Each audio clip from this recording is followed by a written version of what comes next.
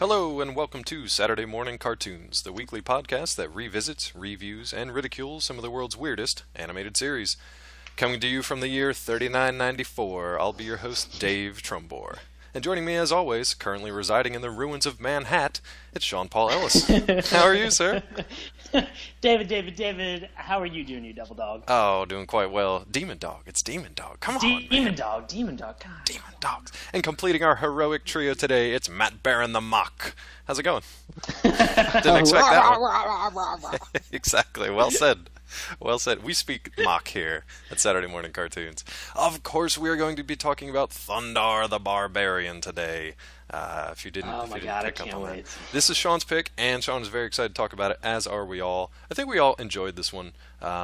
We'll get into it in a little bit. We're going to talk a little bit of history first, and Matt is going to bring you up to speed on that, so take it away. Okay, so the Thundarr the Barbarian... Okay, the show is just so fucking insane. It just absolutely blows my mind. But it ran for 2 seasons. It's a Ruby Spears production, of course. And you can tell pretty much in the first 30 seconds just by the animation style. But 2 seasons, 1980 to 1981, and then 1981 to 82. They had 3 action figures of the main characters, but also with the episodes, there were 21 half-hour episodes, which appeared actually on NBC's Saturday morning lineup. But anyway, yeah, that's pretty much it. Yeah, surprisingly, not surprising that this is a Ruby Spears production. Kind of surprising there were only 21 episodes. I don't know why. I mean, this was early that is shockingly short for us. Yeah, I don't know why. And it was actually pretty, decent, too. So I'm kind of surprised why it was only 21 instead of, the usual 65 that we see all the time. But I don't know. It's kind of a weird one. There were a couple other things, I think, just from the history, the show notes. There's some discrepancies about who actually designed these characters. They do kind of have this Hanna-Barbera look to them, but it's definitely a Ruby Spears thing.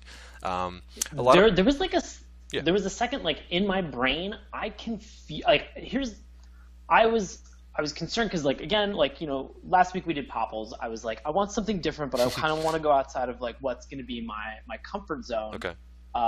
I had confused this in my head for a while prior to making the decision last week to pick this show, where I had confused this with Herculoids.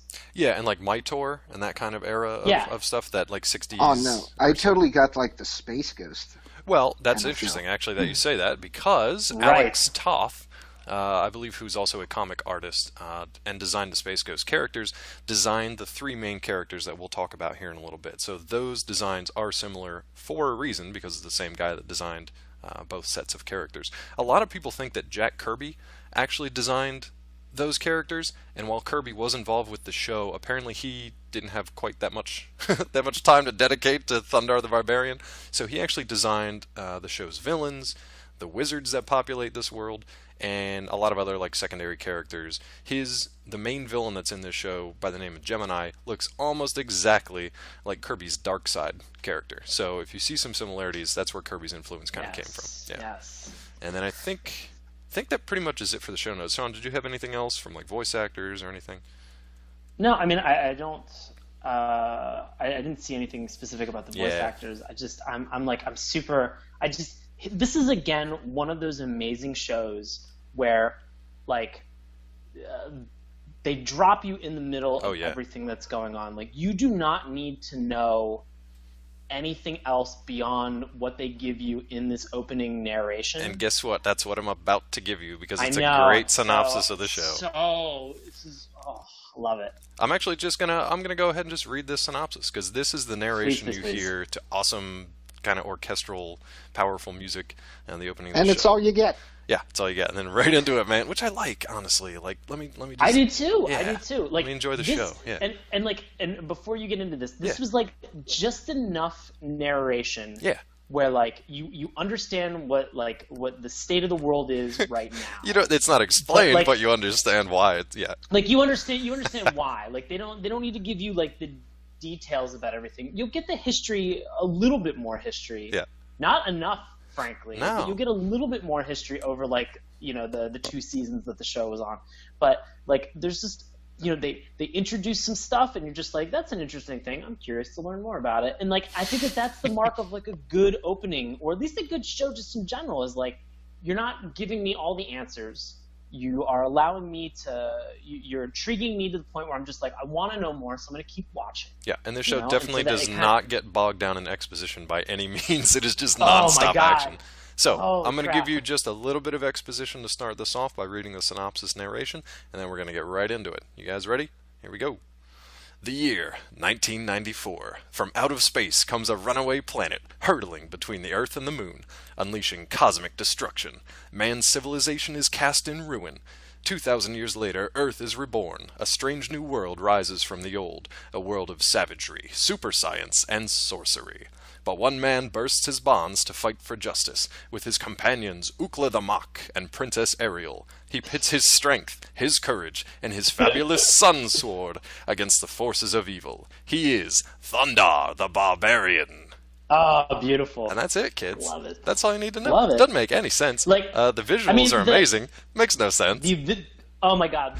That's like, even before we get into the characters just in this show, like, the thing that really sold me on this was just like the thing that they explain is that like this comet that is hurtling between the Earth and the Moon, like as it's doing that, it shatters the moon in fucking half. Yep, you had me at moon in half. The moon is.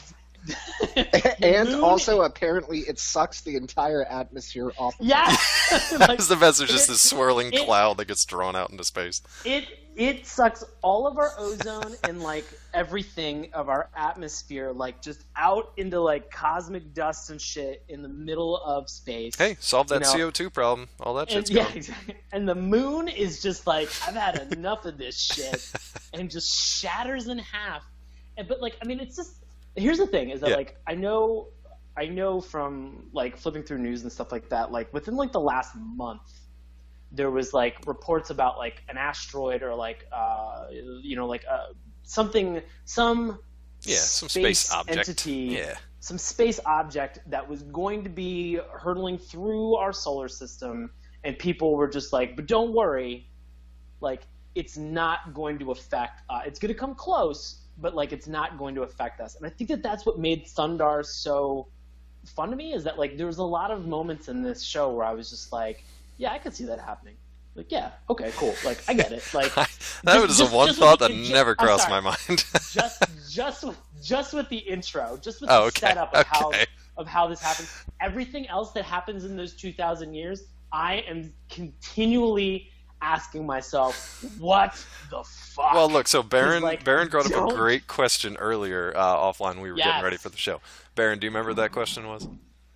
Yeah, how do you get from a planet where the civilization is entirely destroyed to super science and sorcery 2,000 years later? That makes no sense. And I really do not forget savagery. Yeah, it's savagery, brother. I really want to know what 1,000 years later was like. Yeah, like were they still kind of like, I don't know, piecing it back together? Was there a second apocalypse? Was it just war torn? Like when did sorcery? Were they trying to get the band back together? Was it regular science? Was it super science yet? Yeah, was it regular science? Was it like mediocre science? Like it's just. Yeah, it was just like real good science about 1,000 years later. It wasn't quite super yet. It was just real good. I don't know. We tried to, No. I mean, but what do you think? Like, because I've thought about this a little bit, like today. Yeah, it's just so weird. Like the visuals of the show that were so strange because you've got all these weird creatures, which some of them are your heroes, most of them are your bad guys, obviously. But then you've got things in the background like a jumbo jet, like a passenger plane crashed into the ground, just sitting there, kind of covered in like vines and stuff, but still very much intact. All the way down to like a pickup truck with its bumper and license plate clearly visible, or a Volkswagen Beetle, or just like skyscrapers. So I mean, all the remnants of our human civilization is still there. And then there's all these like weird rat humanoids and crocodile men and all kinds of crazy shit. I don't know what fire whales. Yeah, fire whales are the best. The interesting thing about this is that like. I want to go back to 1980 and be like, do you guys understand how things decay? Well, did they understand that in 14 years? That's my favorite part of this whole thing. No, that was the far-flung year of 1994. Come on. I feel like Ruby Spears was living in like a day where they were just like, you know what, man, tomorrow's never gonna happen, man. Like it's just not. We gotta live today now, because 1994, this shit's all over. Like I feel like they were just really. Like I feel like they were very pessimistic in their outlook of what the future was going to hold. They must have been, because man, they don't even like a lot of stories go at least 50, 100 years into the future, and that's clearly not enough. But 14 years, I mean, that's pretty short-sighted. They probably didn't even think they were going to be around in 1994, and they were correct. Yeah.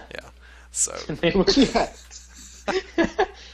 Actually, if you think about this like in a distilled form, it's really like the entire opening narration is a microcosm of the Ruby Spears production company. Yeah, pretty much. Like they flew too close and too high. Like they flew too close to the sun and too high into orbit, and then they were just gone and just destroyed and ruined forever. Here's a fun fact. I actually just wanted to look up Ruby Spears' production history real quick. Founded in 1997, went defunct in 92, and then were refounded in 94, but only for 2 years. So fairly prophetic that the end of the world for Ruby Spears was the early 90s. So well done, actually. I'm going to take back my comment. Well done.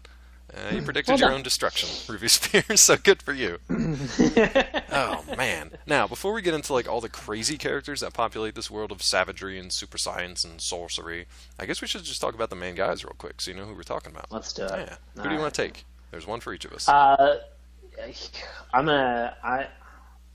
gonna go with Ukla. You're gonna start right with Ukla, okay?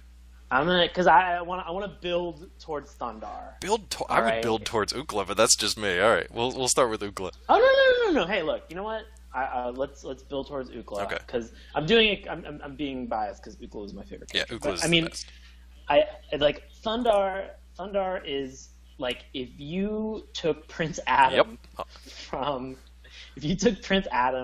He-Man and the Masters of the Universe, and like you added like the sort of maybe like the if you added Star Wars elements to him to his story. Hold on, because I thought about this a lot, like because this was like it's the Star Wars franchise, if He-Man and Conan the Barbarian. Like if those franchises just like got like if they just had like a drunk like really sloppy threesome and like muscled out a baby, like it would be Thundarr the Barbarian. Not just the character, but just like the whole show and the concept in general. But man, like Thundarr, I'm gonna say this about Thundarr. To his credit, he is brash. Oh yeah. To a fault. And really, kind of questing with these two companions, like, really there's no strategy involved in how he decides to handle, like, a task. He just, and I mean this literally, he just launches himself into the problem and is just like, you know what, on the way, like, mid-flight, I'll figure it the hell out. Yeah, there's a moment where like one of his companions like brings up very valid and legitimate questions, like what happens when we find out what this thing does, or when we run into trouble here, or when these people show up. And he's like, we'll deal with trouble when it comes up. And she's like, all right, yeah, good, sounds good. She's like, yeah. She's like, I believe she actually said, can't argue with that. Yeah, can't argue with that. Yep. And we're talking about Princess Ariel, right? Yeah. Like his interactions with her. There are some wonderful moments between Thundarr and Princess Ariel, especially where Princess Ariel will say comments like Matt just brought up, was like, can't argue with that.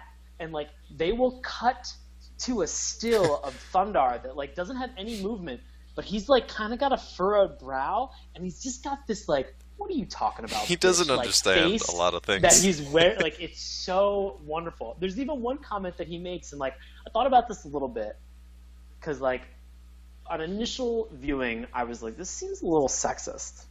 I mean, but there then are when moments, when I thought about it more, because there's one distinct scene, like where Ariel makes a comment, Princess Ariel makes a comment, and like Thundarr just looks at her with this like, oh, get out of my face, woman, and then the dialogue is he just kind of looks at like Ukla and he just goes, women, and that's it. And I'm just like, whoa, like it threw me off for 2 seconds, but like it kind of reinforces as a segue into Princess Ariel that like the relationship that he has with her is not a sexual relationship. No, she wants it like, to be.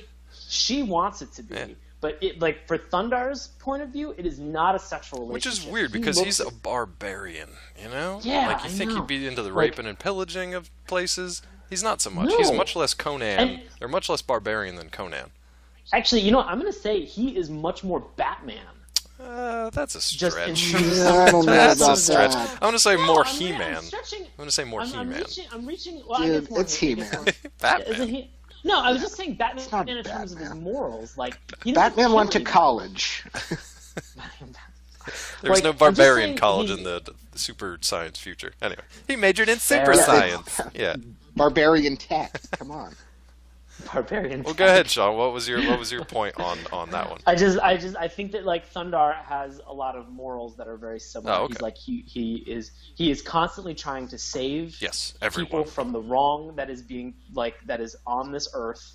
You know, he feels that he has to be the person in many cases where he is the only how do I want to say this? He is the only person skilled enough to handle capable. That situation, yeah. despite the fact that he has support from Ukla and Princess Ariel, and in many cases he's very stubborn. Yeah, definitely. And he doesn't, and finally he won't kill anybody. Yeah, that okay. Like, I can see that as the Batman. He just kind of is like he's like at the end of something. It's again, and we've talked about this like in other. I think like in was it like Dinosaurs and stuff like that, like you know where like they capture the villain and they're just like scram. Yeah, they just like, send them away. Scram! Yeah. Like and that's kind of what Thundarr does. Like he's just like I don't need to kill you, but I do need to ruin like your day, week, month, year. Yeah, and I can see that as the Batman angle. I mean, there is definitely a lot of comic book influence in this from that. So I mean, you've got the Conan obviously side of it. The Batman, I don't know that Batman comes into it so much, but I see what you're saying. I'm going to say more He-Man than anything. Just a good hero. Yeah, classic hero. And maybe it's just because I haven't watched a lot of He-Man recently. Oh, okay. I've just been watching a lot of Batman. I mean, the dude looks exactly like him. That's the weird thing. I mean, that's what I'm saying, is like in terms of looks, like he looks exactly like Prince Adam.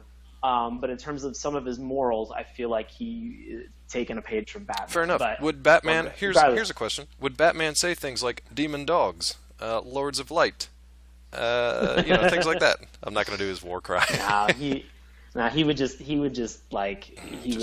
furrow his brow and just growl. Yeah.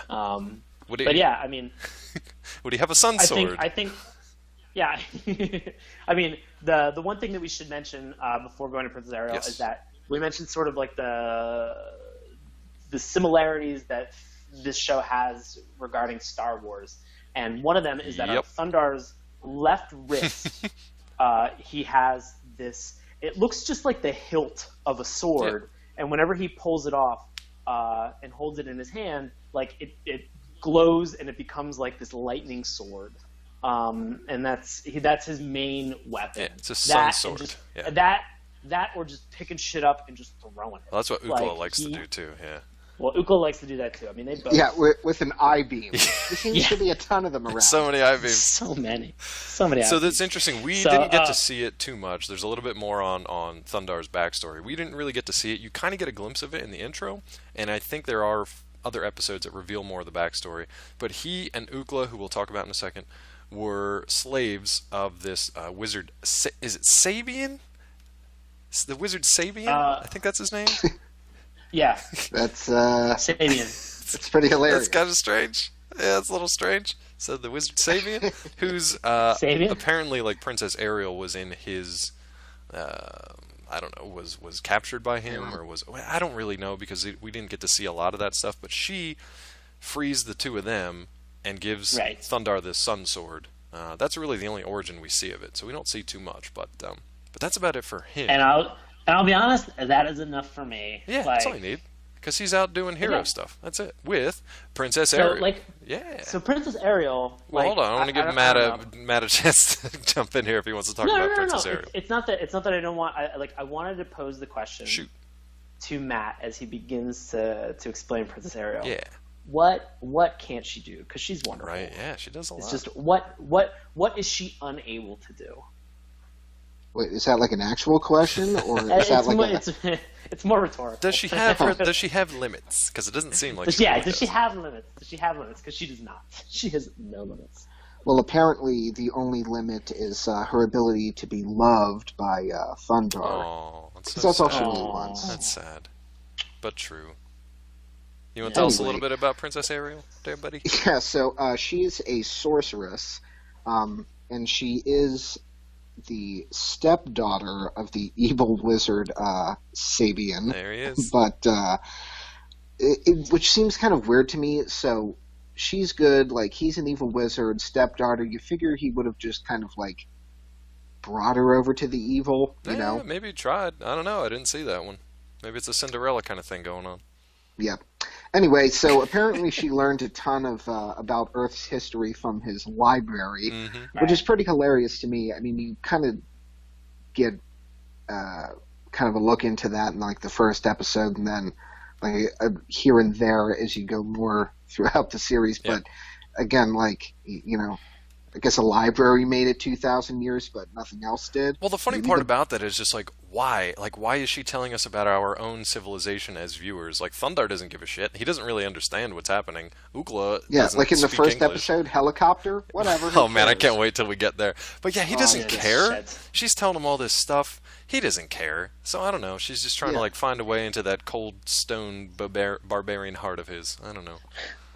It would have been hilarious in later episodes where he's just like, don't care, like middle of the next one. Like Archer, just like walks off camera. I've had enough. I'm so tired of your scholarly bullshit. And then like Ookla does like a really sarcastic like growl or something like yeah. Well, I just want to see Ookla and both Princess Ariel wearing like T-shirts from Barbarian Tech, and he's just like, "I didn't get in," and you're just like, "We get it, Thundarr. You're a dum dum. You're a dum dum." But he got in on football scholarship, so he's okay. Yeah, or maybe like the GI Bill or something. Something like that. Please, someone out there Photoshop that. I want that. I want to see that. Oh, man. But yeah, speaking of all the things that Princess Ariel can do, so what are her powers? You mentioned that she was a sorceress and she got all the book smarts. But what the hell can she do? Well, basically she makes things out of light. Yeah. You know, kind of like a weird summoning thing. Like in one of the episodes, she kind of like makes a little tornado that sucks people up. Other than that, it's kind of like, you know, just light shields, like bursts of light. It's kind of like anything goes, though. She's just like, whatever my imagination thinks. She doesn't do a whole lot. I mean, she doesn't get super creative with it, but anytime they come up against, you know... Well, I mean, there's no, like super complex constructs. It's usually just like, oh, there's a chasm here. Let me make a light bridge.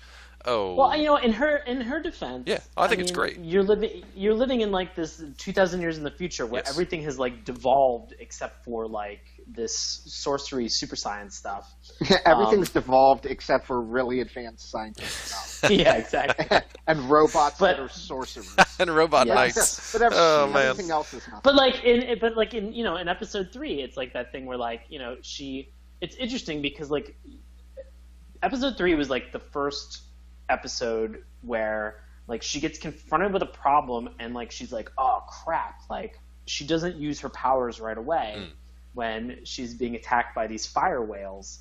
And like, I love saying that word too. And also it was great because she just stares it down. Yeah, she stares it down.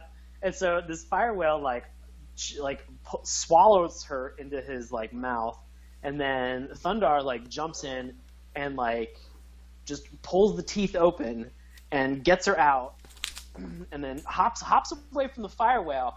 And then she's just like, okay, don't worry, I got this. I've recovered from that initial shock.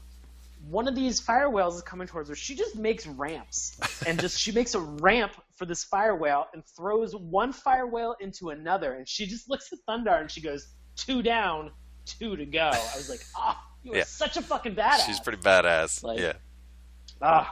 I do like her. She has a cool power. She can do anything with it. You don't have to suffer through her like struggling to learn how to control her power or how to manipulate it. She's just got it. She's got it. She's done. She's and fine.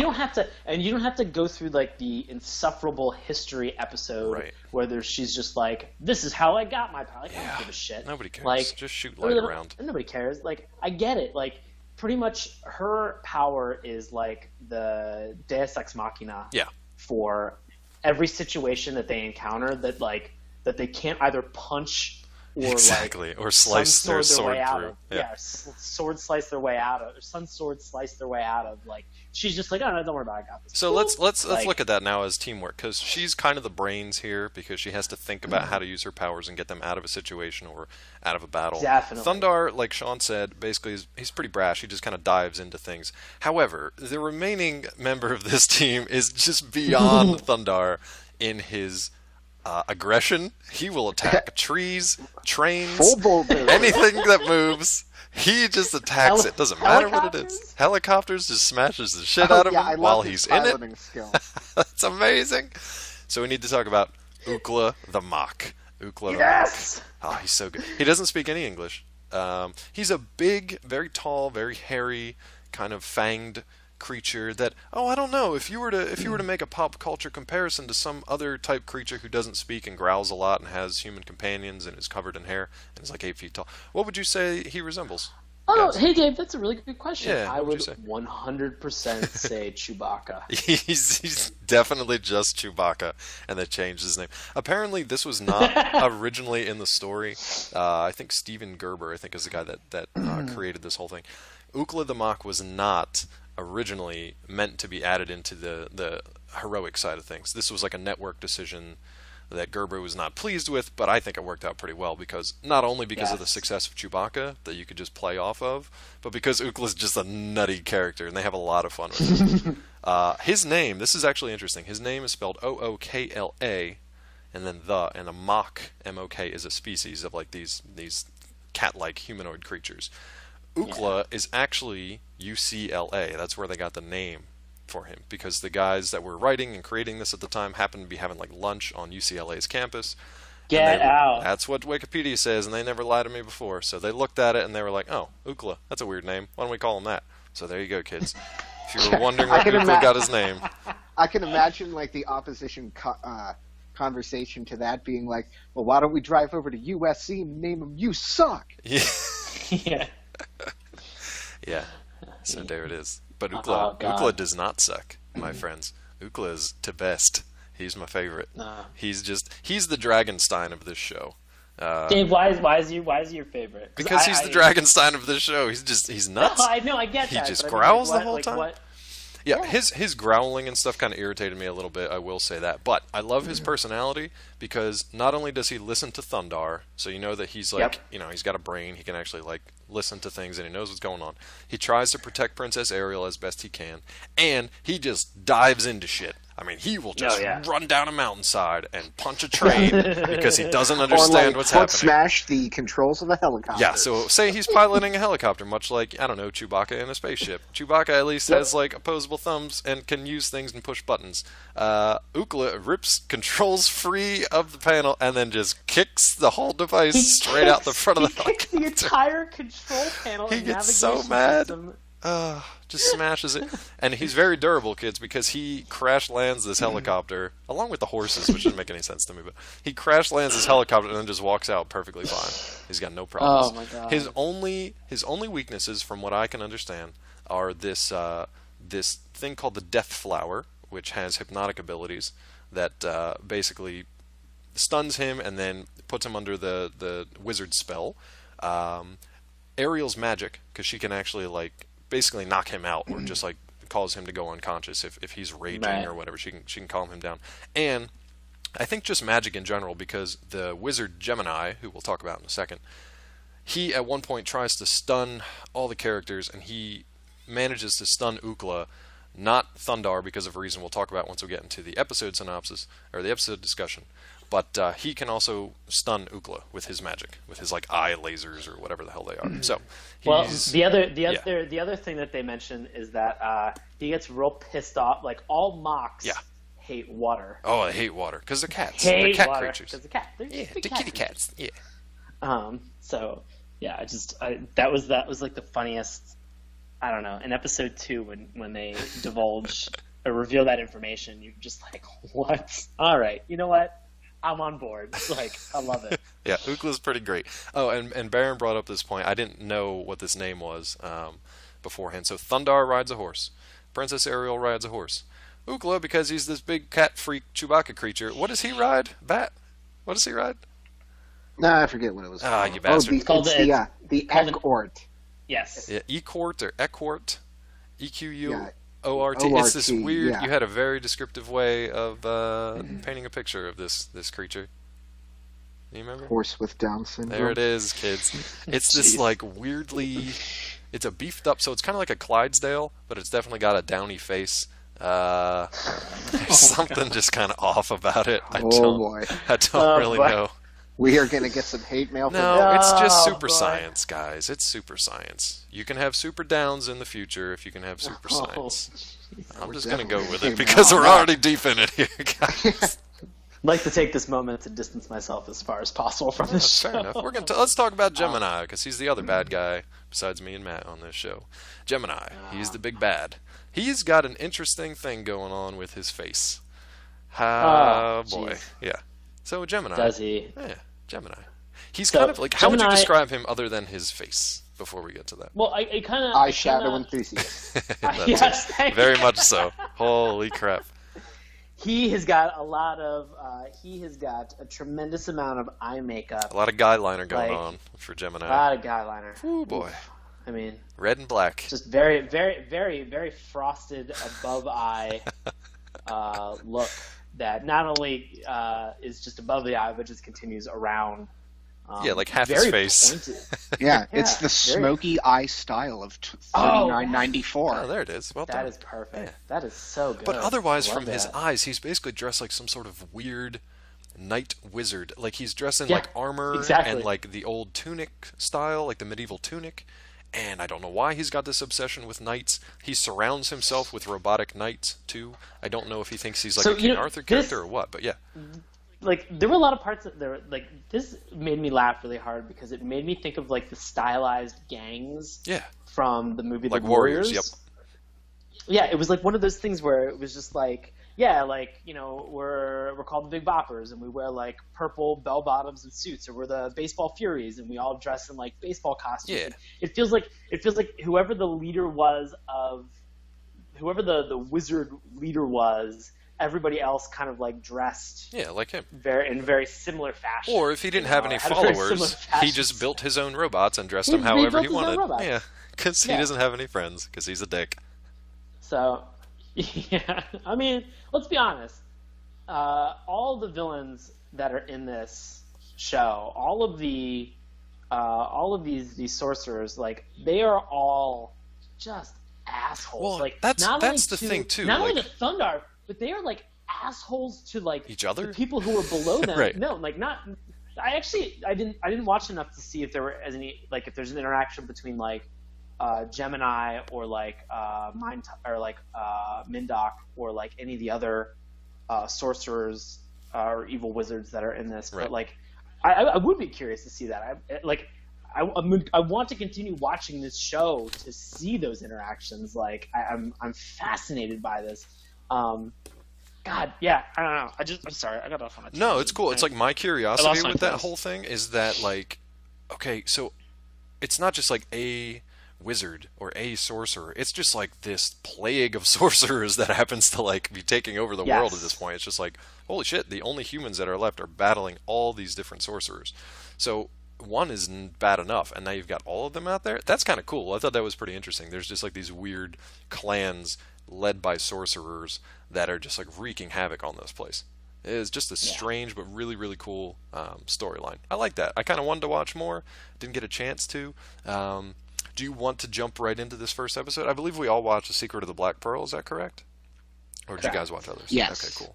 Yeah, I mean, do you want to talk about that one? We've kind of teased the listeners a little bit about it. Yeah, I mean, I think I'd like to I think we can kind of like sum it up pretty quickly. Yeah. Because I mean, like there is a lot to this episode, and I feel like if we were to kind of like hunker down on this, like I mean, here's the thing: is the pacing for these episodes is like if you were to just do like a bunch of Adderall. Yeah. Like just if you were to just like. I mean, like, these episodes are moving faster than Turbo Teen. Oh, boy. I mean, they are nuts. And, like, I think that's, like, the pacing is really what pulled me in for Secret of the Black Pearl. Yeah. Because there are just moments, and we talked about this, like, right before we started, where, like, they will have resolved something, and then you're just like, okay, cool, like, what's next? Like, if they finish this, then what else is going to be next? And Thundarr is just like, Ookla, Ariel, we ride! And like they are just off. Yeah. Like they are just gone. And it's pretty rad. And like you don't need to see like there's not a ton of like establishing shots of them like going somewhere. It's like 2 seconds later they're just like, we're here. Well, I mean, you're introduced to them. It's like hardcore heroic ADD. Oh yeah, is what it's been. Great, man. I mean, you're introduced to these guys just like it's like this heroic music, like. And then they're just riding through the forest, and he's like, we can't stop. And they're like, I can barely see. And he's like, the wizards won't expect us to ride at night. And I'm like, all right, I don't know what's going on, but I'm on board. Let's just keep going. Yeah. And then, like crazy shit happens. What's the literary device? Like, in medias res? Like, it just dumps you in the middle. Oh, I don't know, and, but like, that sounds good. Yeah, it's exactly what it sounds scholarly. I like it. To make you look intelligent. Thanks, Princess Ariel. You're welcome. But it's like, it's one of those things where it's just like any Chuck Palahniuk book, usually uses that as a literary device where like they just drop you in the middle and they're just like, you know what, forget about all the other crap. We'll explain it if it's necessary. Yeah. And like that's exactly what this show did. And like it's not in a boring, like it never got boring for me. No. So pacing was a big thing. I only want to point out there was one really weird like establishing shot in terms of like them. Like going places like on their horses, which was in I think it was Harvested Doom. At one point they were all on their horses and they were heading in one specific direction, and there is like like the top of like a fountain, like the decorative top that might be like a cherub, right? Like on a fountain, and it's just the decorative top of like a fountain just on the ground, and you see all three of them on their horses one by one. Just ride down a hill, and then the horse jumps over this cherub fountain thing, and then keeps me. Just all three of them, just like jumping over this cherub thing, like one after the other, and it was a bizarre thing. But here, I feel like somebody took a lot of time and energy to draw that like top of a cherub thing, and they were just like, "This is getting in the show," like. Put my foot down. You know what? You guys got to put a Statue of Liberty in the first episode. I'm putting this cherub in Harvest of Doom. Like, no ifs, ands, or buts. Sorry. Put a lot of work into this, guys. This cherub, or I walk. Like, oh. It's cool though because they do try to work in things from quote unquote our civilization. So like things like the Empire State Building, the Twin Towers, R.I.P. They work them in there too. So a lot of stuff. That and they travel around too. Like if you look at the episode synopses, if you look at the list, they hop around the country, to all different cities. I mean, they go to New York, they go to Boston, they go to Atlanta. It's awesome. Yeah, they go everywhere. I'm wondering why, when I played the Fallout games, that Thundarr, Ariel, and never showed up. They never showed up. That is no. I'm sorry. That is watching this show. Yeah. I had the exact same feeling as I did the first time I played Fallout. Exactly. I was like, this all seems super familiar, and I love it. Yeah. Like, it's just an alternate reality, and I love going to some place that is very different, but at the same time, like, I have a familiarity with the environment and everything that's there. Like, oh no, there's a like groundling rat person. Let's have fun with this. And we do have fun with the groundlings. Yeah, it is cool though. Like we were talking about this before. This was last week when we were deciding if we wanted to review this show or something different. And I was like, guys, you got to check this out because when I watched this show, I don't remember the intro because this popped up on like Cartoon Network or Toonami or something like that. And I just remember watching bits of this show, but I never had any kind of like. It's actually really strange going back and thinking about it because I never had any like foundation of what the hell was going on in this show. I thought it was like Mytor or the Herculoids or any of those kind of like barbarian type shows where it was just a barbarian and a sorceress and a creature fighting against bad guys. I had no clue it had this like post-apocalyptic, far-flung future Earth setting to it. And when I was watching it as a kid, or even as like a young adult or whatever, I was just like, why are there like cars and shit in there? Like what is this just like bad animation? Did they just like reuse old shit? Like I didn't understand it until this like very week when, you know, I actually got to watch the intro for the first time. Yeah, that was pretty cool. But they do have a lot of fun with it. They bring in, well, Sean mentioned the groundlings, which is one of the first kind of like minor enemies that we run across. And there's a lot of things like this. Yeah. So like that was the whole thing, is like, you know, Thundarr and his entourage are riding through this forest, middle of the night. They hear this human. They go and save him from these like rat-like without pause people called groundlings. Yeah. Like, and I'm talking about like this in terms of like pacing of the show. Like the dude that they saved is a human, and he's immediately like, "Gather round, let me show you this amazing thing I have." And he shows them, like immediately. It's just like, I don't know if like you like. Here's the thing, like. I feel like sometimes, like my mom is like a skeptic. Okay. In terms of like interactions with like people, like if my mom had been rescued in the middle, she would have been like, "Get away from me! I don't know you for anything. You look nice and you saved me, but you could still be bad people." So basically, don't put your mom in charge of the Black Pearl. Do not put my mom in charge of the Black Pearl, please. But like this guy just basically is just like, "Hey, here's this Black Pearl. Take this. It needs to go to Manhattan. Like, the ruins of Manhattan with the human civilization." And like, and like that was like the first thing where I was just like, "Oh shit, they're talking about Manhattan." Oh aren't they? yeah. And like Thundarr gladly accepts this quest, and then immediately just Ookla, Ariel, we ride, and like they're just gone. And like they get to Manhattan, and this is what's cool, is that they do these kind of like slow pans, or they have some of these like stills where like you see Thundarr like kind of against like the backdrop of like this crazy world, and you see these things and you're just like, oh, that is really cool. Like in episode 2, it happens where like you see him standing like on the bridge like in front of that train, and you see like the moon cracked in the sky behind him. Right. Like in this, they do this like first episode, they show this like slow pan of like all of Manhattan, and like the Statue of Liberty is like in the water, and all these things are just like fucked up. Yeah, and it's cool design and cool visual style too. It's pretty neat. It's the first time that they established that like in this show that like other than the intro that like you were on Earth, and this is a fucked up Earth. Yeah, I got to tell you one thing before we get to Manhattan, before we talk about the Pearl and what it does and all that stuff. The moment that I was not necessarily hooked, but just made me laugh out loud. Okay, so we've got these groundlings, these rat creatures. Thundarr and his buddies just kicked the shit out of them in the forest because they were just using like clubs and stuff, and they were just like rat humanoids. They chased them all back underground. Well, they contact their buddy Gemini, who, we never talked about this before. He has a head that flips around, and he has 2 heads. So he's got 2 faces. Oh, yeah. One on each side of his head. And whenever he's pissed off, it flips around.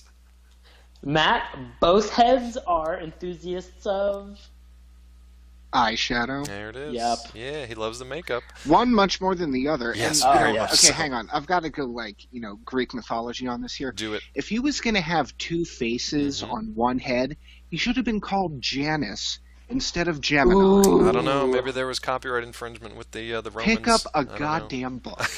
There was copyright infringement with the Greeks? I'm just bullshit. Yeah. With the Greeks. With a polytheistic face that hasn't been around forever? Janus would have been good. But Janus... For how many years? Janus sounds like somebody from like years. Three's Company or something. Janus. That's not exactly a villain's name. Like, oh, Janus, the wizard Janus. It's like a housewife name. Gemini, on the other hand. But anyway, Janus... Janus, we're rat people. What do you expect from us? So he gives the rat people... This is my favorite part. He apparently outfits the rat people with weapons and vehicles. What are these weapons and vehicles? Still clubs. Still wooden clubs that just happen to shoot lasers. Because why not? So you got clubs that shoot lasers, and they're riding frickin' motorcycles. So they come riding these motorcycles out of the woods, and Thundarr at this point has been like, Ariel, Ukla, you go on ahead. I'll take care of this. I'm like, why are you doing this? There's no reason for you to be doing this. He just stands there and just like wipes out 50 of these groundlings with laser clubs and motorcycles. Which that was the point of absurdity that I just loved. Well, that was, I thought, like, the thing that made me wildly giggle is the fact that, like, he's just like, what was he calls them, instead of motorcycles, he calls them motor steeds. Motor steeds, yeah. He's like, these motor steeds, and then, like, Ariel's She's like, they're motorcycles. They're motorcycles? Like, motorcycles. I love that he knows the word motor, though. Like, yeah, he knows the word motor, so he's clearly familiar with the six-cylinder block engine, but right. does not know about motorcycles. Do you think it's something where like Ariel's occasional disdain or correction of Thundarr is from like a place where she's just like where do you think? I'm sorry. Do you think it is disdain, or do you think that she's just like, I'm really concerned that you might be dumb, and I'm trying to educate you? I think she's just really into him, and she is concerned that he's real dumb. So she's just trying to get the ins, and also to educate this dumb. Because there's some moments that I'm just like, oh, that's such a sick dig. Well, look, like, I'll tell you one particular moment. Okay, so at some point during this hoopla, they enter the subway system. They make a bunch of goofy comments about movie posters that are on the wall and stuff like that. Yes. But then, in a very stereotypical fashion, do you remember what the movie? Oh yeah, was? Absolutely. Jaws 9. Jaws 9. Yep. That's so Jaws good, man. 9. So good. Movie. Thundar's like, movie? Yeah, he knows what a motor is, but not a movie. Anyway, so there's a stereotypical moment where Ariel gets kidnapped, and she's very helpless in this moment, and is at the mercy of her kidnappers, and has to wait for the two big strong heroes to come save her. The funniest part is when they actually do. She basically just more or less gets herself out of prison. She just zaps. I love when she zaps Gemini because she just locks his helmet closed with her magic. Like, one of the weirdest spells. Like, why would he have a lock on there to begin with? But she just locks his helmet closed, and then he's completely, like, helpless. So it was interesting. Like, she did get kidnapped. She was the damsel in distress, but then she was very capable once she was actually, like, rescued. So I was kind of on the fence about how they handled her character. Because normally, most of the time, she kicks ass. But then there's stupid stuff like that where she kind of gets kidnapped and has to be rescued. So, I don't know. That was a little strange. But, yeah. I mean, like, I think just to go and continue with, like, some of the things that happens from like that point forward is just like, she's captured, they go to like rescue her in a helicopter, which is amazing because there's like a Matrix moment where like suddenly like Thundar's like, whoa, I know how to pilot like a fucking helicopter. Yeah, out of nowhere. Just do. Out of nowhere. So the helicopter comes from Gemini and his like robot knights. So that is fine. But then I was like, when Thundarr was like, oh, I know how to pilot this thing. I'm like, you didn't know what a motorcycle was 5 minutes ago. How do you know how to pilot a helicopter? You didn't know what a movie was, you dum-dum. How do you know how to pilot a helicopter? He like looks at it and he's like, oh, this makes it go up and fly. And we're like, oh, well, all right, do what you got to do. Yeah, fair enough. Hey, maybe turn it over to Ukla the Mock. He seems like a good pilot, yeah? Which, hey, he does. And does he? Like, certainly landed it just fine. Well, you can only fly it once, these helicopters. They only fly once. They perform this like amazing heroic feat of saving Princess Ariel, and then they get like, he grabs her and like Princess Ariel's like, I hope you have a good way of getting out of it. Like, I hope you have like a plan to get out of here. She like, they look out a window and Ukla is piloting this helicopter and he's like, like can't fucking figure it out. The entire time Ukla is like growling and screaming at shit. I'm substituting in my brain everything that I think that he's saying, and I'm just like, I love this. Yeah. I love every, because I'm just like, oh, these controls, these dumb humans. Ah! He's probably like very like depressed but eloquent about it. He's like, it's probably something like, well, I could use my superior intellect to pilot this helicopter and rescue my fellow individuals. However, I've been doing this for a number of years and has not got me anywhere. Perhaps I will just crash into the ground and end this all now in a fiery blaze. That's what I like to think. possibly after this, maybe somebody could scratch the mane and my ears. If I happen to survive, someone needs to take this thorn out of my paw because it is driving me fucking insane. I feel a belly rub would be in order for the end of the successful mission. But basically, he just crashes this fucking helicopter into the ground and then walks out scot-free while bringing the horses. Okay. Here's the thing. Yeah. You think that's crazy, all right?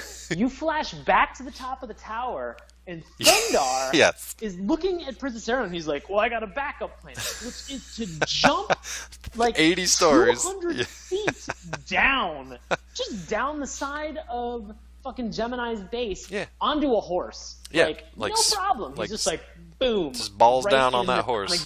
Just right into that. To their credit, to their credit, the animators made the horses kind of go like, ooh, they kind of shrugged a little bit like, ooh, that was slightly unpleasant. I don't know if I appreciate that. Yeah. Like, here's the thing. In 2,000 years, horses are super strong. Horses are solid. Apparently, so are testicles. Yeah, exactly. Humans in general. Like, if that would have been today, if you would have fallen like 80 stories onto the back of a horse, you would have split that horse in half. Yeah, and then you just would have been a puddle on the ground. You'd be dead. Yeah, super dead. But it was great. I loved it. The horses survived. Like, they get to this point where like they return everybody back to Manhattan, and the people, the humans that are in Manhattan are just like, they welcome them back as and you think you're done at this point, right? Saviors. Right. Yeah. You think like, oh, great episode, really cool. The heroes win. They got the black magic pearl that like negates Gemini's powers. Everything's cool. Everything's good to go. Maybe not. Maybe not so much. Nope. Because all of a sudden, Gemini shows back up. And he's just like, hey, guess what? I'm sick of dealing with your crap. Yeah. Like, take this. And he reanimates the Statue of Liberty. Before the Ghostbusters did it. I should say that. Before the Ghostbusters did it. This is 1980 or 81. Good stuff. And I should stand corrected. He doesn't reanimate. He animates. No. It's a little-known fact that the Statue of Liberty was a giant human that was just petrified and became the statue. Yes. This is historical fact.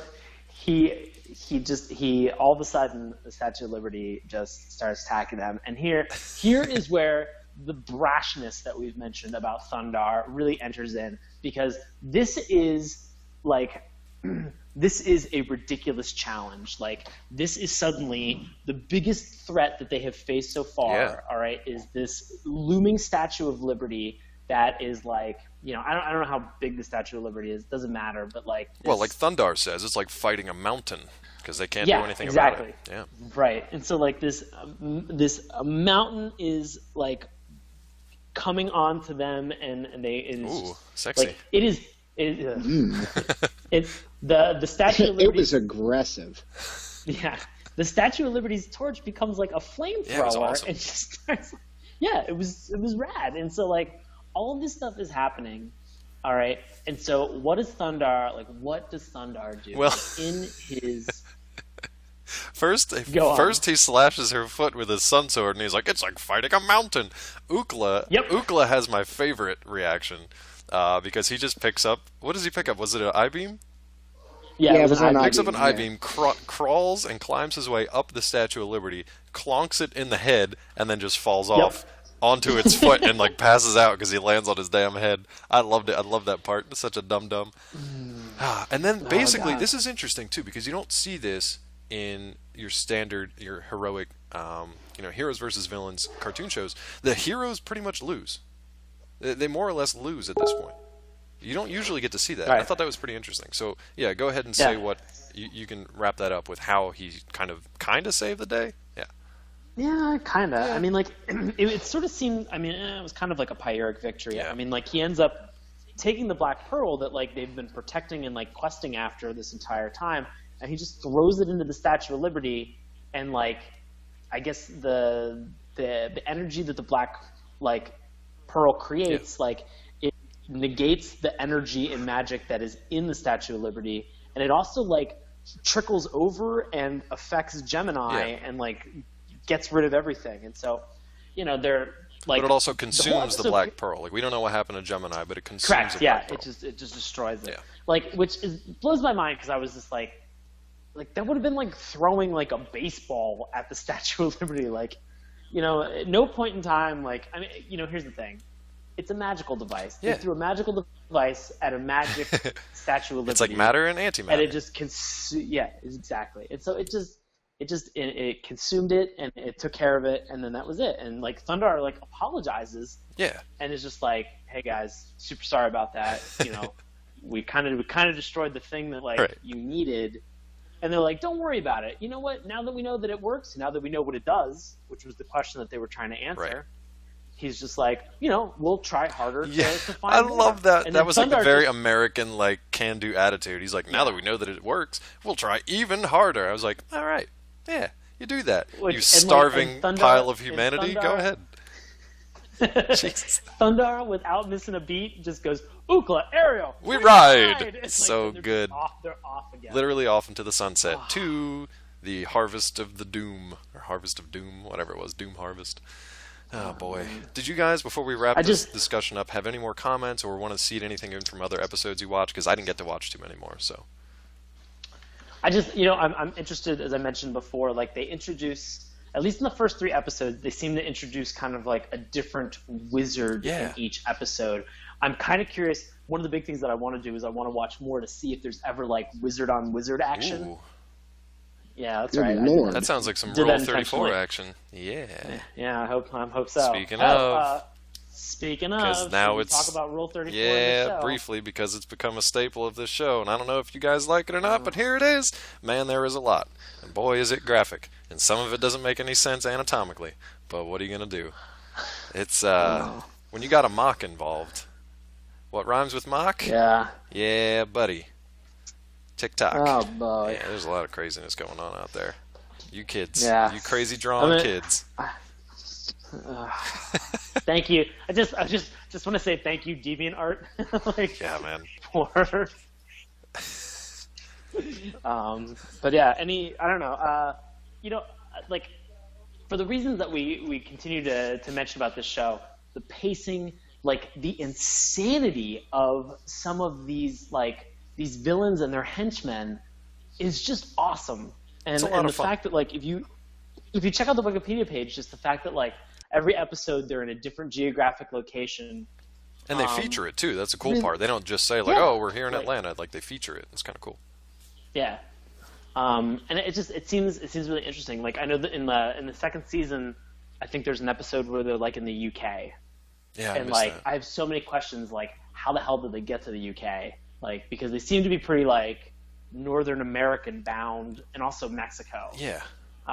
And so I'm curious to like here's the thing is that like I'm going to keep watching this show to answer those questions, and even if those questions never get answered, I'm totally cool with that. Well, you got 21 episodes to go through and see if it answers them or not. But anything else from the show you guys have before we move on to our conclusion here? Nothing else from the show? I don't think I have anything else. No miscellaneous little details or creepy Rule 34 mentions. I got nothing else. Oh my gosh. The one thing that you mentioned like when we were discussing everything before, so there is some reused animation that is in this show. Okay. In this show. And it becomes very apparent whenever you see Princess Ariel get on a horse. Ah, yes. And so it occurs 2 times in the first episode, and it occurs again 2 times in the second episode, and I believe maybe once in the third. But it's Princess Ariel when she runs up behind the horse, and then she like kind of puts her hands like on the she jumps up and puts her hands on the back of the horse and like throws vaults herself, over it. Jumps up. Yeah. Yes, exactly. And so as she's vaulting, it is like you can tell and notice it because it is like deliberately janky. It goes back to like that Brave nature. Star like, kind of janky, like sideways walk kind of thing. It's like a weird herky jerky motion. Yeah, it's real strange. So Fun like, little stuff like that. They reuse that multiple times, even in the same episode. And like the first time I saw it, I was just like, "Is she okay? Like what's going on?" And then they used it again. I was like, "Oh no, it's just fine. This is just somebody being cheap." It's just what it is. Yeah, unfortunately, it wasn't like her and Thundarr just had a little tryst off camera. I don't know. Yeah, nope. Oh no. Nope. Good stuff. But yeah, this one's fun. I'm gonna go recommendations. I'm gonna say definitely check this one out because it's a lot more fun. There's a lot more depth to the story than I ever thought there was. So it's a fun one. Go check it out. What do you guys say? Definitely watch. You're a definite, and Sean, I know you are, but what do you got to say? Yeah, I'm an absolutely. Cool. I think that this is fun, and it's interesting, and I'm glad that I made a pick that did not include dinosaurs. Yeah, well, it could have. Surprisingly, it did not. At least the ones that we watched. Dinosaurs could have worked their way back into the future. Yeah. Here's the thing. I'm glad that I enjoyed this for the two reasons. It did not initially include dinosaurs or feature dinosaurs as the main character. Right. And I couldn't find a drug episode either. No, I mean the closest one I think is like the Doom Harvest. Yeah, because that was kind of like these weird hypnotic flowers, but not really. They were poppy. Yeah, come on, yeah. They were but it wasn't overt. I mean, that was actually a decent drug episode if you're going to do that because it shows the dangers of them without like hitting you over the head with it. So it was actually pretty good. But it also kind of misled me that like if I ever am under the influence like that, I can just get in like a lake and it'll just instantly get rid of whatever ails me. Yeah, you can also just go into a rage and just start attacking your companion. So, either way, whatever you want to do there, bud. Yeah. Good times. Yeah, check this one out. We're going to have links up because I believe Warner Brothers actually has put these together on a complete series collection, so we're going to have a link up on our site. If you're interested, you can check it out. You can also find these on like Vimeo and some on YouTube. You can find them different places, but if you want them all together, please consider our referral link because it helps to fund the podcast. And let's see. I think it's time for plugs. So you guys have anything coming up in the next couple of weeks? Sean, let's start with you. Oh man, do I? Starting this Wednesday, I believe that is the 24th. Yeah, that'll be the airing of this particular podcast as well. So today, if you're listening today, today, the 24th of September until the 27th of September, I and a group of people, we are putting on what is called the District Improv Festival. Right. It is the second annual District Improv Festival that will be in our nation's capital. We have shows that are going Wednesday night, Thursday night, Friday night, and then all day Saturday. 30 different troops, 10 of them are from the D.C. area, nice. 20 of them are from around the country, and it all concludes with TJ and Dave, who, if you don't know who TJ and Dave is, please Google them. You actually probably recognize the majority of their faces from like their commercial work and other stuff that they've done, cool. But they are just geniuses and brilliant, and we couldn't be happier to have them here. So you can check out the schedule and look for tickets at districtimprov.org. Awesome. We're going to have all that info up on our page. Matt, do you have anything coming up in the next couple of weeks? I don't have anything coming up that it's eventful in any way, but what I do have is next week's pick. Ooh, you jumping ahead of yourself, sucker. We'll get there. Ahead. We're going to tease the listeners. You got to stick around for a little bit to hear that one. I don't know what it is yet either, so I'm going to stick around too.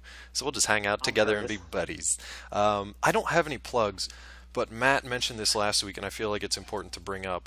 We talked about it a little bit, so I just want to mention it again. We are Saturday Morning Cartoons, and that's morning with a U. The reason that we decided to kind of style ourselves that way, other than just the very obvious pun, is that we really do miss these cartoons. We miss the ones that aired on Saturday mornings on network TV that everybody could watch.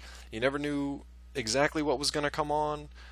You never knew how long it was going to last. You never knew what the seasons were going to be, but it was fun. It's something that like our generation and generations before us had to look forward to, and they can look back on with nostalgia, and they can talk about it. That is over, people. That is done. As of this coming Saturday, the 27th, Matt found this information. Vortex on the CW, which is the last Saturday morning, Sunday morning cartoon block, is done. They're done. They're pulling the plug. They're going to replace it with a series of edutainment programming and reality series.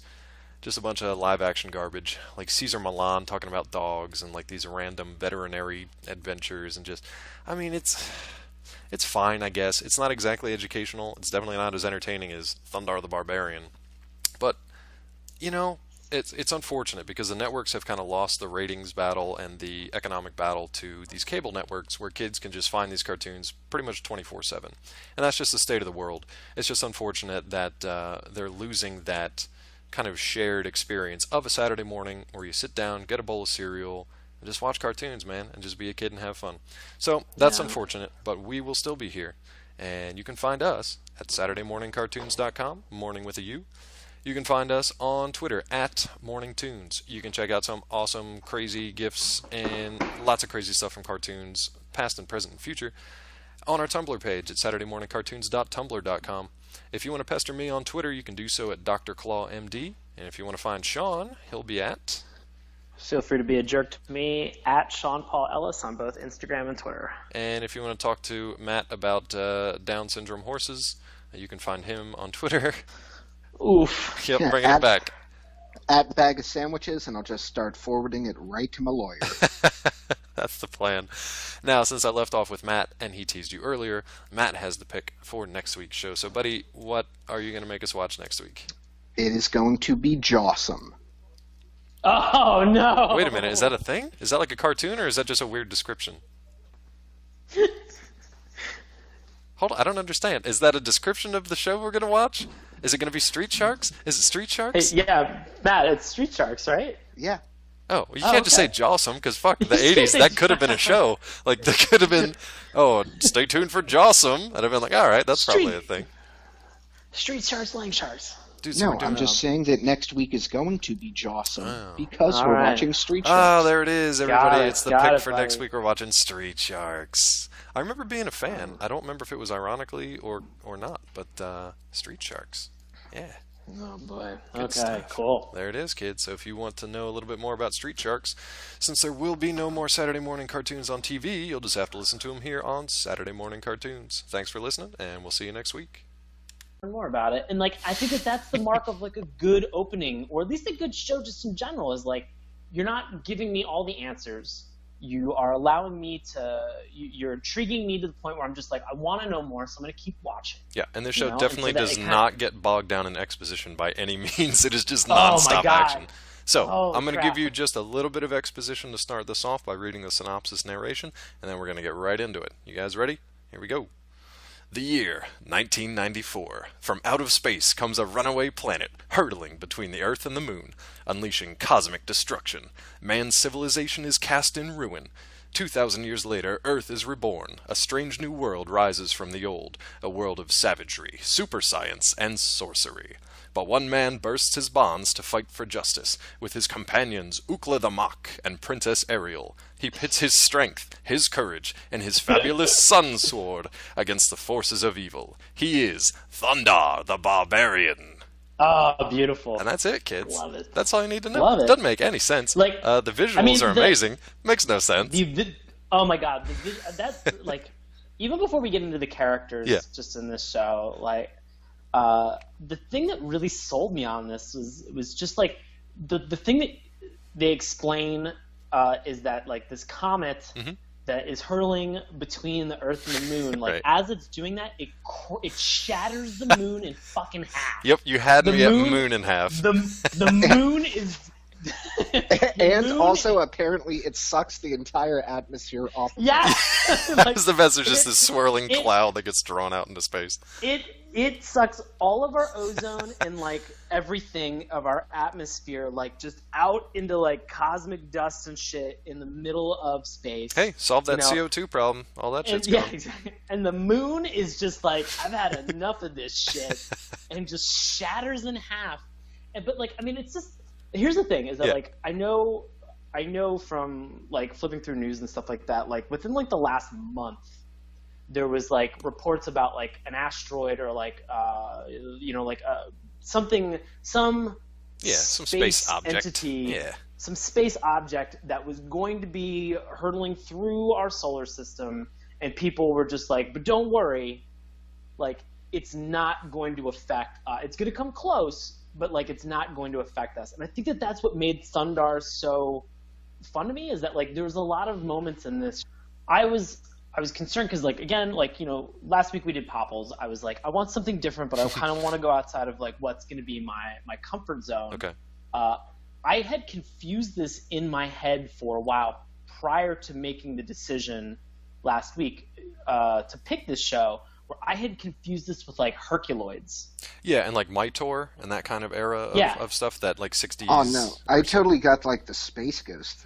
Well, that's interesting, actually, that you say that, because Alex Toth, I believe, who's also a comic artist and designed the Space Ghost characters, designed the three main characters that we'll talk about here in a little bit. So those designs are similar for a reason, because it's the same guy that designed both sets of characters. A lot of people think that Jack Kirby actually designed those characters, and while Kirby was involved with the show, apparently he didn't have quite that much time to dedicate to Thundarr the Barbarian, so he actually designed the show's villains, the wizards that populate this world, and a lot of other like secondary characters. The main villain that's in this show, by the name of Gemini, looks almost exactly like Kirby's Dark Side character. So if you see some similarities, that's where Kirby's influence kind of came from. Yeah. Yes. And then I think that pretty much is it for the show notes. Sean, did you have anything else from like voice actors or anything? No, I mean I don't. I didn't see anything specific about the voice actors. This is again one of those amazing shows where like they drop you in the middle of everything that's going on. Like you do not need to know anything else beyond what they give you in this opening narration. And guess what? That's what I'm about to give you, because it's a great synopsis of the show. I love it. I'm actually just gonna go ahead and just read this synopsis, because this is the narration please. hear to awesome kind of orchestral, powerful music and the opening of the show. And it's all you get. Yeah, it's all you get, and then right into it, man. Which I like, honestly. Like, let me. Just, I do too. Yeah, I do too. Like, let me enjoy the show. Yeah. And before you get into this was like just enough narration. Yeah. Where like you understand what the state of the world is right now. It's not explained, but you understand why. Like you understand why. Like they don't need to give you like the details about everything. You'll get the history, a little bit more history. Yeah. Not enough, frankly. No. But you'll get a little bit more history over like the 2 seasons that the show was on. But like there's just they introduce some stuff and you're just like, that's an interesting thing. I'm curious to learn.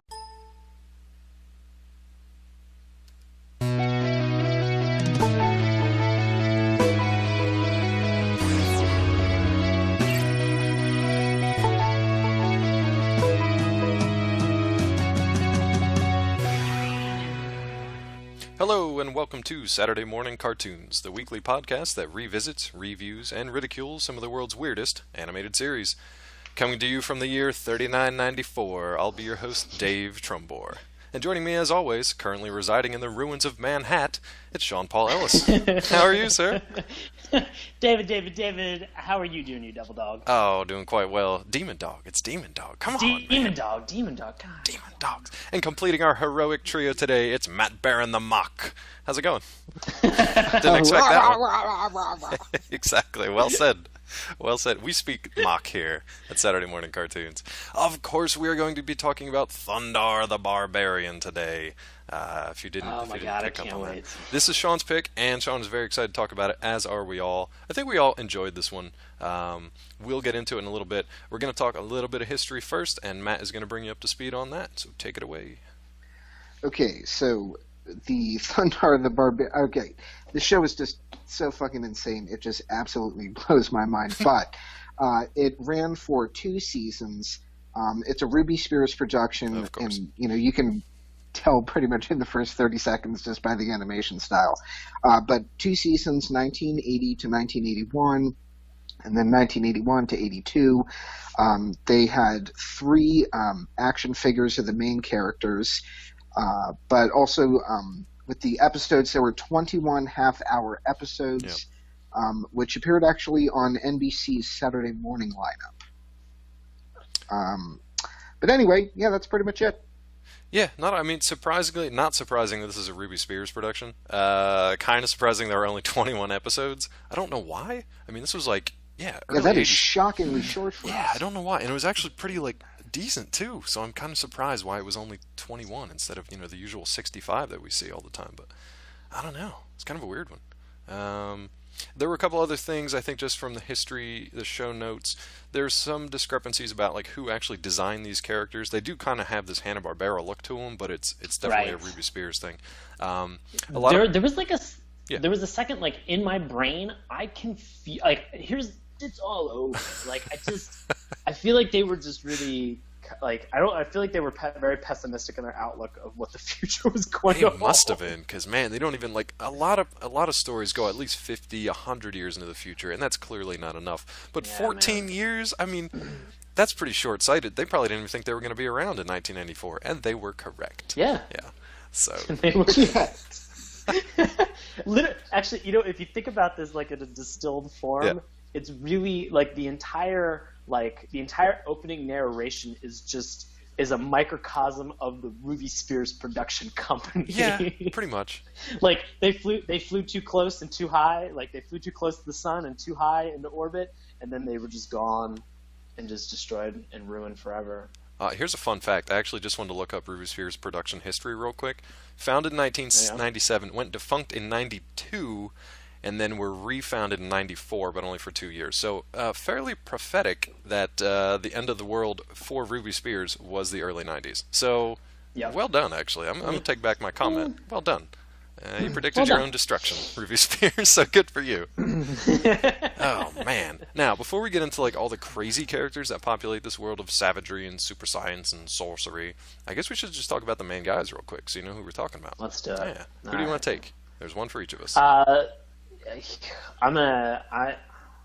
gonna go with Ukla. You're gonna start right with Ukla, okay? Because I want to build towards Thundarr. I would build towards Ukla, but that's just me. All right, we'll start with Ukla. Oh no! Hey, look, you know what? Let's build towards Ukla. Okay. Because I'm doing it. I'm being biased because Ukla is my favorite character. Yeah, Ukla's the best. I like Thundarr. Thundarr is like if you took Prince Adam from He-Man and the Masters of the Universe, and like you added like the sort of maybe like the if you added Star Wars elements to him to his story. Hold on, because I thought about this a lot. Like because this was like it's the Star Wars franchise. If He-Man and Conan the Barbarian. Like if those franchises just like got like if they just had like a drunk like really sloppy threesome and like muscled out a baby, like it would be Thundarr the Barbarian. Not just the character, but just like the whole show and the show where I was just like, yeah, I could see that happening. Like, yeah, okay, cool. Like, I get it. Like that was the one thought that never crossed my mind. just with the intro, just with the setup of how this happens. Everything else that happens in those 2,000 years, I am continually asking myself, what the fuck? Well, look, so Baron brought up a great question earlier offline. We were getting ready for the show. Baron, do you remember what that question was? Yeah, how do you get from a planet where the civilization is entirely destroyed to super science and sorcery 2,000 years later? That makes no sense. And I really do not forget savagery. Yeah, it's savagery, brother. I really want to know what 1,000 years later was like. Yeah, like were they still kind of like, I don't know, piecing it back together? Was there a second apocalypse? Was it just war torn? Like when did sorcery?